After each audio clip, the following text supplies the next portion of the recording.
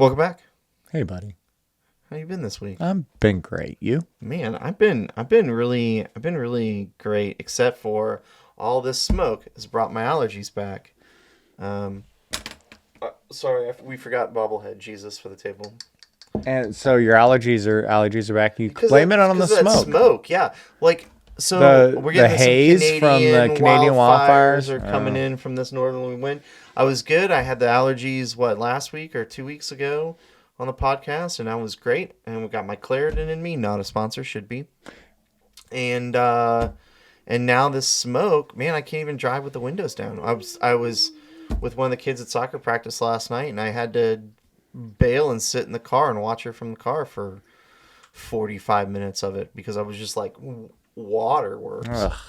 I'm sorry, pal. Man, that sucks. Well, it sounds like you're doing okay right now, though. Yeah, I'm doing great because I came here with the windows up. All right. So, Want to talk about trust. man. Because we started a new series. We're going to talk about trust. We're going to reference a little bit of Henry Cloud stuff. I do love Henry Cloud. Psychologist, writer, prolific writer, counselor. From the Christian perspective, really like the Henry Cloud stuff. And he has a book, Trusting in God, or Trust, I think is just the title of the book. I think it's just trust, yeah. Could be. Point is trusting in God. And I want to talk about a little bit of that, and kind of how we increase or decrease in trust. Is it still summer? Yeah. Your kid's still sucking down juice boxes in the podcast studio? I don't know if you guys can hear it, but we do have a little kiddo in the room. Hey, buddy, it's empty. Thanks. Yeah. All right. Anyway, So we want to. What do you find yourself, Keith? Icebreaker question. yeah. Do you find yourself increasing or decreasing in your trust of the world around you? As you age, as you mature, as times change, as time marches on, as culture either changes or your perspective to it changes, headed further into trust or further away from trust? I'm going to be maybe a little controversial with this answer. I think you're just going to be honest. And I'm going to be honest, but I think some people will argue against it. But I think I'm becoming more trusting. I think that's because you couldn't have been less trusting to begin with. Well, that's really it. 20 years in retail will make you not trust anyone and everyone around you. Like, and specifically working in a retail store. Do you think prior to that you had a predispensation to cynicism? I was very trusting prior to it. As a matter of fact, my parents used to, and this is wildly accurate of me, and I've got plenty of examples. But I was very trusting of people until they did something to not earn my, to lose my trust, right? But then I would never really forgive that individual and trust them again. It was just like relationship. But if I first meet you, incredibly trusting, they would say that, I had my heart on a sleeve, right? Like I would talk to anybody, have a good time with anybody, until there was some, event or something that I lost my trust. But when I started working, and originally I started working in, as a teenager, late teens, I started working in restaurants. And I still think that was fine. Like, I don't think my trust changed much. But when I remember in college, when I started working in retail, in the beginning, everything was great. But as I rose the ranks and became like a supervisor and a manager, dealing with some of the worst situations, and the way that people treat you is amazing. That like the thought that you're gonna walk into a place and you're gonna call the person that has the power to help you in this situation, you're gonna yell at them and call them names and insult them, and that's somehow gonna get what you want out of it, right? And when you deal with like that situation, and I was in very large stores that would do, 60, 70, 80 million dollars plus a year, right? So high traffic, high volume, right? And terrible, man. I would probably 4 or 5 incidences per day of just there's an issue, and they need a resolution. And the funny thing is, I still do this today, now that I'm not in that environment. If you're just nice to people, they'll be nice to you back. If you have a problem, you just walk in, you're just like, hey, I don't know, could be my fault. You try to take some of the blame. Could be my fault. I didn't understand this or whatever. Like, Yeah. help me out. Yeah. And you're gonna get help. You want an anecdote? Yeah. I I bought a cooler, an expensive cooler, Yeah. and a knockoff version. A knockoff version of a really expensive. Yeah, cooler. exactly. Yeah. Arctic is the brand. Oh, okay. Yeah. Call them out. I'm very pleased. Should be a sponsor. They should be pleased with the brand. It's a nice cooler, and it had this ice pack divider, little slot down the middle, ice pack, little tapered ice pack goes down in there. I didn't recognize it was tapered at the time. I freeze it because you freeze the ice pack, Right, and then you it put goes it to in. the divider in the cooler. So first time I go to use the cooler, I'm going to use the ice pack. I was like, ooh, I'm going to get my ice pack out of the freezer. I'm going to use the cooler. Anyway, I grab it, I throw it in the cooler. It goes 3/4 of those ways down and just stops. And I thought, ice pack swelled a little bit. Needs a little help. Oh gosh. Well, it's trapezoidal. Yeah. It's a wedge shape. Yeah. It only goes in ever one way. so slightly. Yeah. But I had it upside down. Yeah. So I just give it a little shove, Chump. to help it down in there. And it goes boom and breaks the cooler. Just cracks the whole cooler? cracks the whole inside of the cooler. terrible. Two spots. So I sent Arctic an email. And my email went something like this. I'm an idiot. Obviously, this ice pack was designed to go only into one this way. cooler only one direction. However, in my ignorance and my inability to rationally and quickly understand spatial awareness of what I'm dealing with, I put your ice pack in upside down. Furthermore, upon realizing that it went only halfway down and didn't go further, instead of investigating, I shoved it. This resulted in the cooler cracking and breaking. Is there anything that can be Please done? let me know if there's anything I can do. Yeah. And they said, sure, put it in a box. Send it to us. We'll send you a new Nice of cooler. them. That was very nice of them. I have a very similar story. It didn't They happen even to sent me a sticker to ship it to them, I think. I didn't Oh, even have to label? pay. I didn't even have to pay to that's send it very back. nice. Which, That's very nice. it's not a small item. Anyway. My mom bought a crock pot in like the 70s, right? Like early 70s. And the lid broke to it. Okay. And she loved this crock pot. She's had it for, 40 years or something, right? And so she sent Crockpot an email that was like, hey, this lid broke. I know this thing's really old, but I don't know if you still manufacture a lid or got a replacement. I'll be happy to buy it, right? So the Crockpot emailed back, hey, what's your address? Blah blah blah. We'll get you hooked up. And she's like, oh, here's my address. Blah blah blah. They sent her a brand new Crockpot.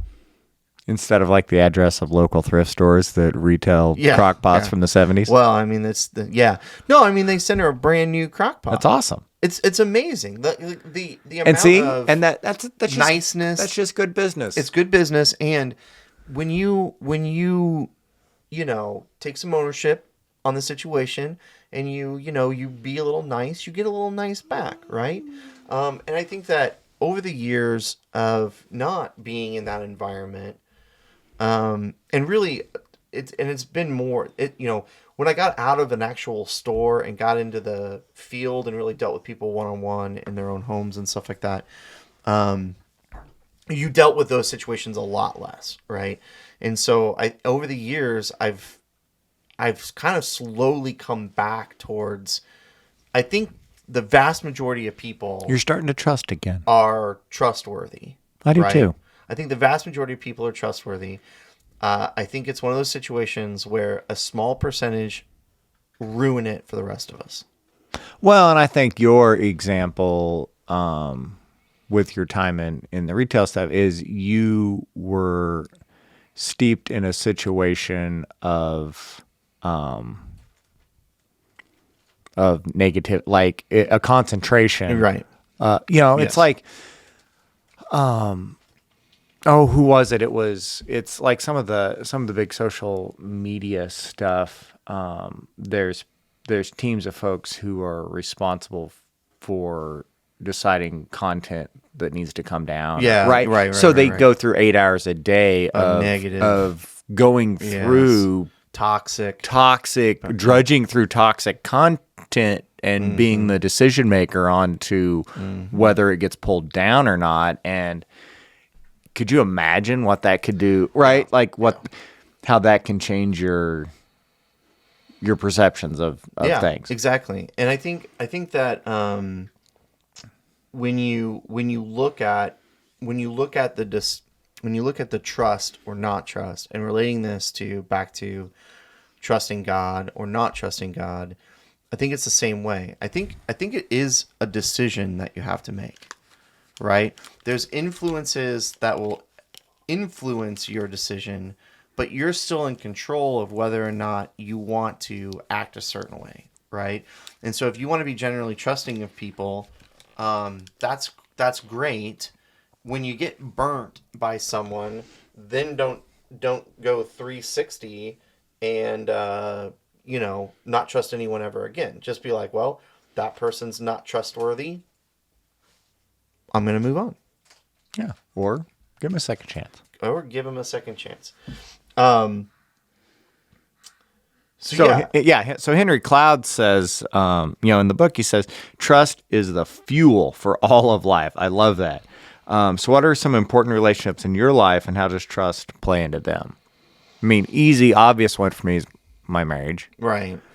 That's too easy. I think parenting is a phenomenal example of earning that trust with your kids. Like when your kids, it's amazing what your kids can accomplish, how rapidly they grow in their abilities because they trust you, right? You can ask them you can encourage them to take those big risks and go beyond themselves. And like, even just like taking a 3-year-old to a playground and watching how amazingly quick they grow whenever they trust the person who's like, hey, all right, you can do it. You can do these monkey bars. Let's do it. Man. I'll be right here. Yeah, I'll catch you. Right. Yeah.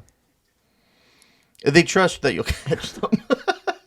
Yeah, that's what I'm saying. Yeah, or like I look at it as the pool too. You got a younger kid, first time at the pool. They don't want to jump in. They want to be in the shallow end. You're like, come on, man, I'll catch you. Yeah. And they trust you fully in that moment, and make that jump. I think that's huge. I think also, I think that important of relationship and trust even goes beyond, your immediate family. Oh, of course. If you look at like the school district, I mean, you're trusting that your kids are there and learning and safe, and you look at your work, right? Normal, work environments. You trust your boss. You trust that the company isn't going to go under, right? So you're working hard because you trust that your job is safe and secure in that environment. So trust is really the glue that kind of hold things together. And I think if you look at any negative situation in your personal life or your professional life, and you're like, oh, this is toxic or whatever. Well, it's because there's no trust in the relationship. And I'd say, I think one of the profound things is distrust can never improve anything. It can only maintain a stasis. Right? Like if something's bad and you just have a distrust, well, that relationship's never going to improve. There's no improvement. You can just you can just avoid further harm. Right? Which is sometimes all that can be done in a relationship. Right? I get that. Like sometimes the best you can do with a relationship is to do your best to prevent any further harm happening to you or someone else. Do you want to hear a funny anecdote about that? yeah, it wasn't in a funny spot, but hit me. Okay. Well, it's not hilariously Oh, it's funny. not okay. So when you get a phone call and it's a scam likely, Yeah. how likely are you to trust? Like, how? First of all, answering that, how likely are you to trust anyone on that other side of the line? Scam likely. You answer it. You're tired of them calling you. What do you want? I had a doctor whose call center for appointments no. would come up scam likely, right?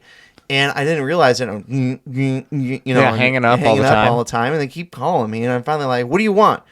And they're like, "Oh, we're here to schedule an appointment with your doctor." I'm like, "Yeah, right." Like they're like, the lady was like, "Dude, what's up, man? Like, what's up?" And I'm like, "Do you realize your number comes up as scam likely?" She's like, "What? No." And I'm like, "Yeah, you got like." I don't know. Are you in Oregon or something? She's like, no, we're here in Kansas City. And I'm like, why is it an Oregon number? Well, anyway, come to find out, a few months later, the doctor's office was like, yeah, come to find out, the telephone company routed their calls or to 1-800 number or whatever, and it was owned by an old scam company before. So that's why it comes up scam likely or something. It was funny. It. See? Yeah. Yeah, to your point, there's nothing...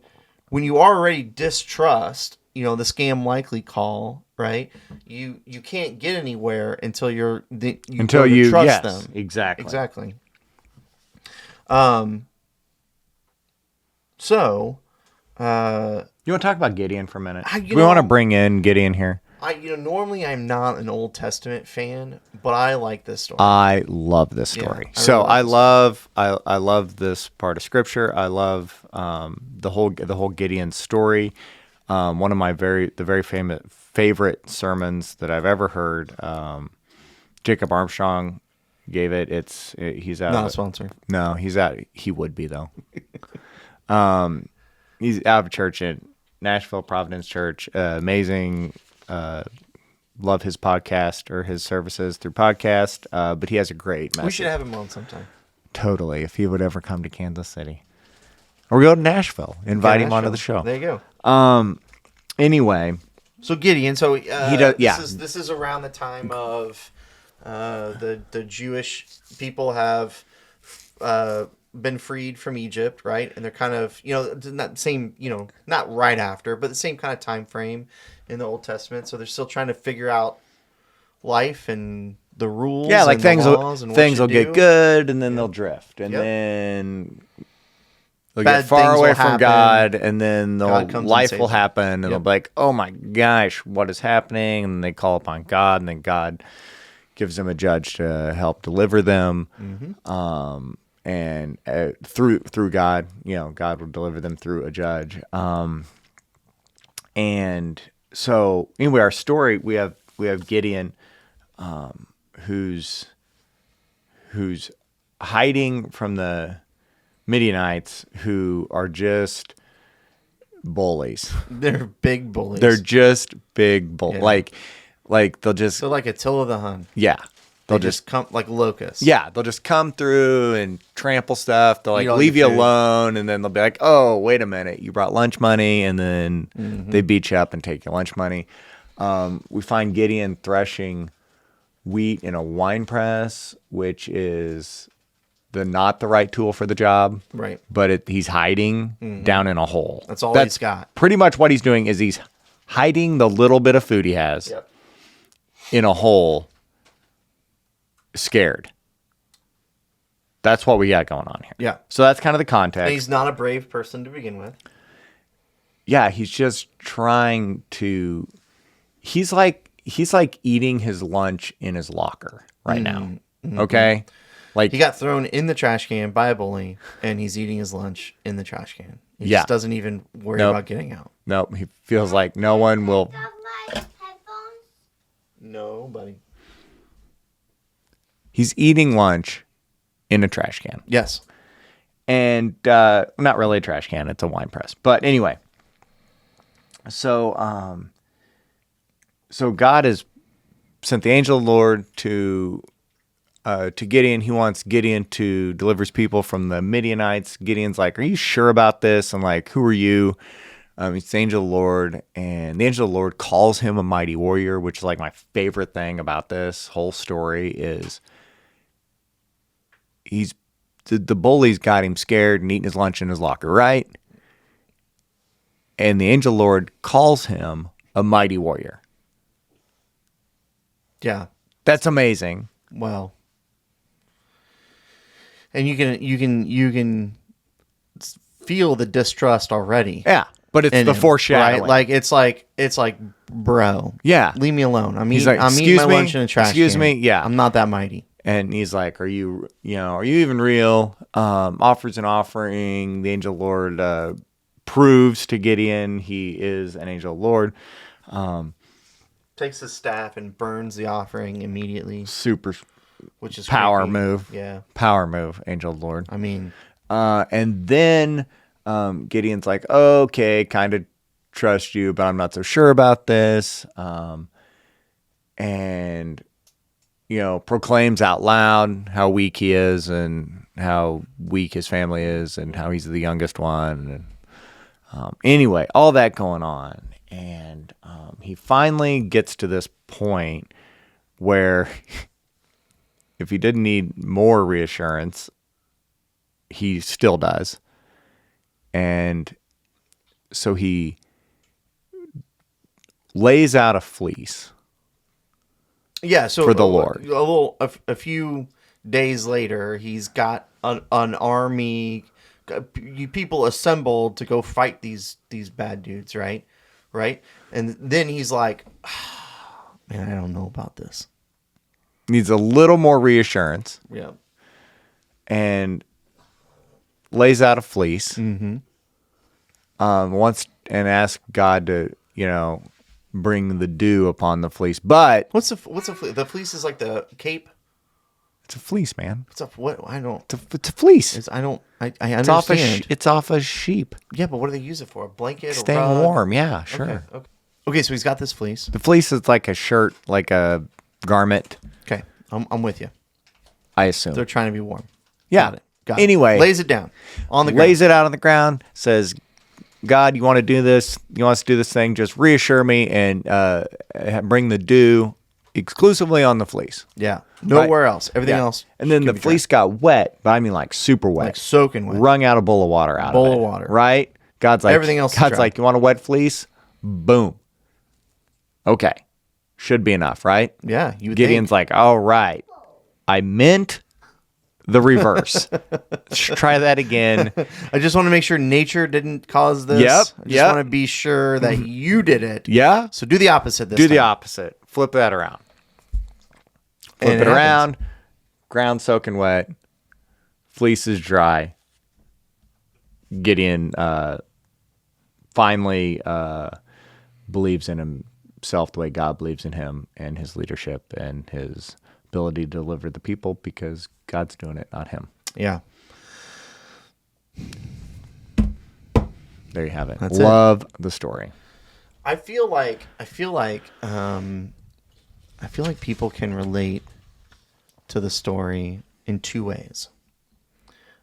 One way is I would say the normal way of you trusting in God and everything's going good for you, right? And then you kind of like, oh, maybe I don't need as much God in my life because I got this going for me. Yeah, the early story. Right? Yeah. And then all of a sudden, You bad find things start yourself happening, thrashing wheat in a wine press. and you're like back to trust in God, right? And I'm not saying that you distrust. You just kind of are like, everything's going great in my life.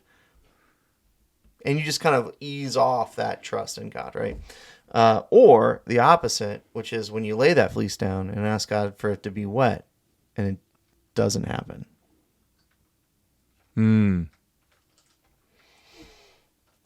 Testing God, Right. Yeah. When you're... which is not where you want to be. which is not where you want to be. And it's like I think of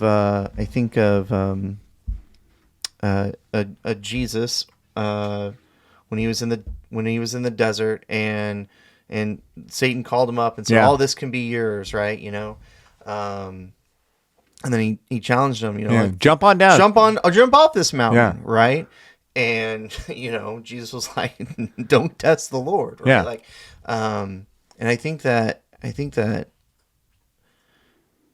a lot of people, not me necessarily, but a lot of people will ask for something, not get it, and lose that trust.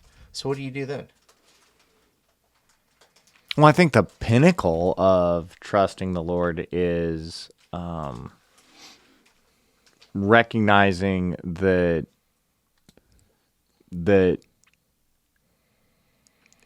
you is trusting in the providence of the Lord, trusting in what the Lord has planned for you is in there will be good coming out of it, whether that you feel like a direct recipient of that good or not. Yeah. And that's I the agree. pinnacle of that trust, and that's a hard pill to swallow when it may just be personally doom and gloom for you, and you have a hard time seeing or the inability to see anything beyond it. And a related question, so then would you define trust as a feeling or a decision? I think it takes both. You're such a middle grounder. Yeah.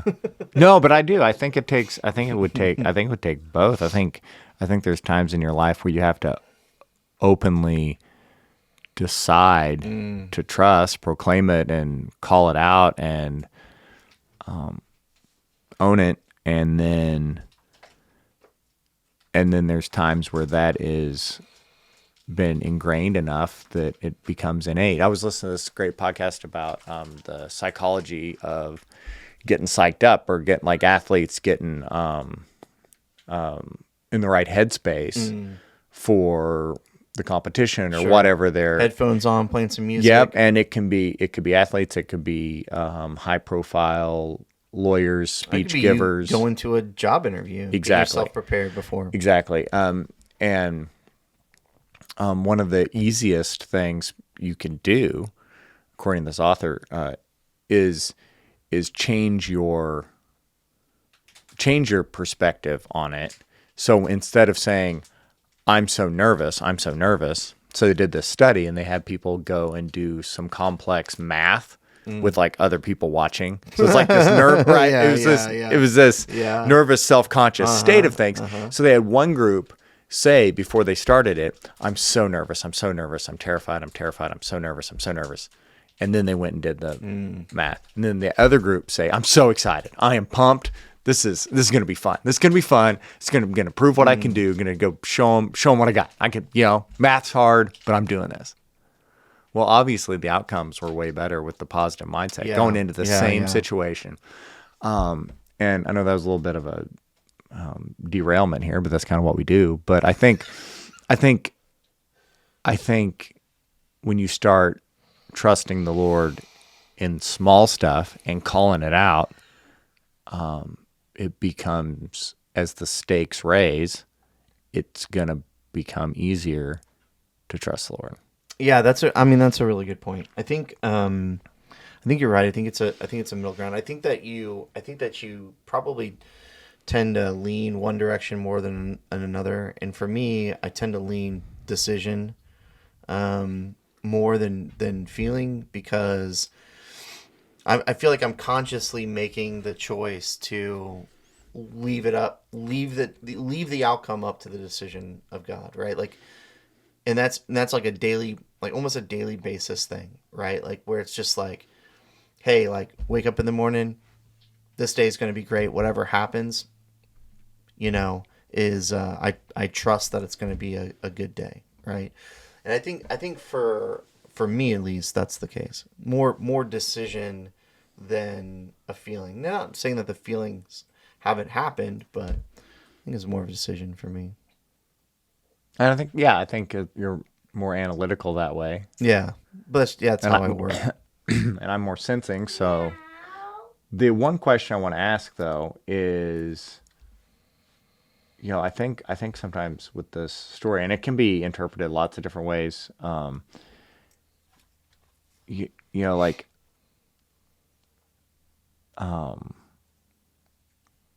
was Gideon looking for proof and confirmation? Was like Gideon looking to the Lord for confidence in laying out this fleece, or do you see it as testing the Lord, and the Lord just approached him with grace, given his situation of where he comes from, as, hey, yeah, I took the least of these to come out and rise above and create, like he chose his conquering hero, the smallest one, the youngest one from the weakest family, and God knew that how hard Gideon had. He knew he was going to have to have more.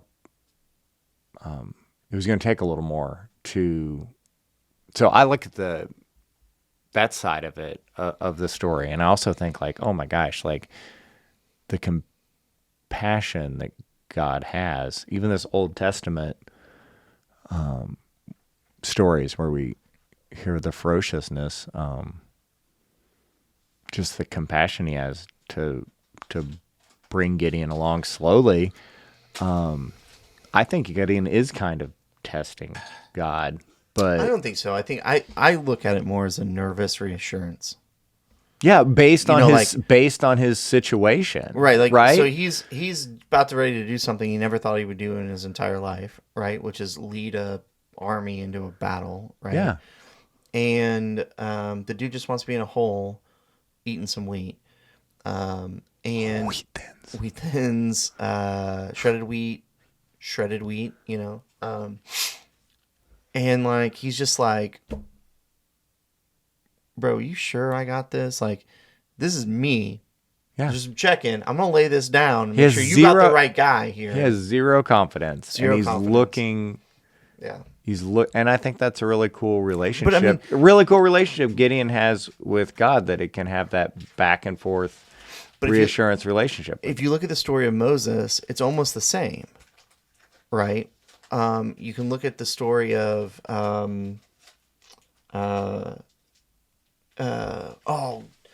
now my brain, Noah, Yeah. right? That we just did.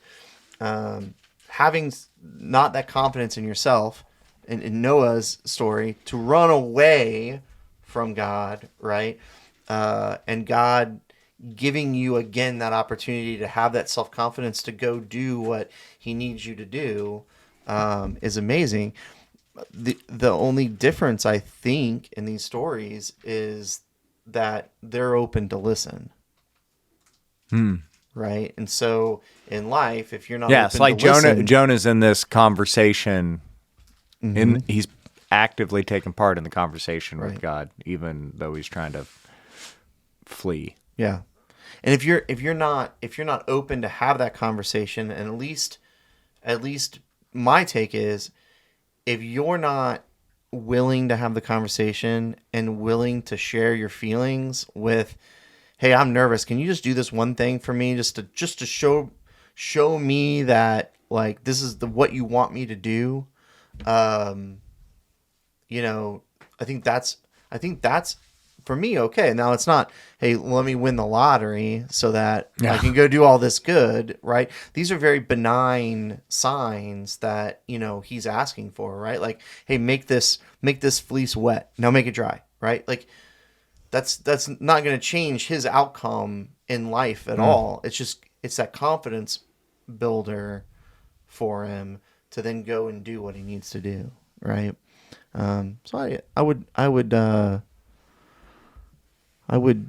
also end with kind of that point, right? Like, sometimes the ask isn't this great grandiose, like, God, if you really want me to do this, send me an army of 500,000 fully trained warriors. Oh, What? no army. Okay. You know what I mean? Like, Yeah. It's just something so benign. That's it. I love that. That's all I got. I appreciate it. I appreciate your layman's perspective. Oh, thank you. Well, I appreciate your layman's perspective. Thank you. I appreciate you. And look at this. Oh, the sands of time are gone. Are gone, and we had a good time today. We did have a good time. All right, well, we'll see everybody next week. All right, have a good one.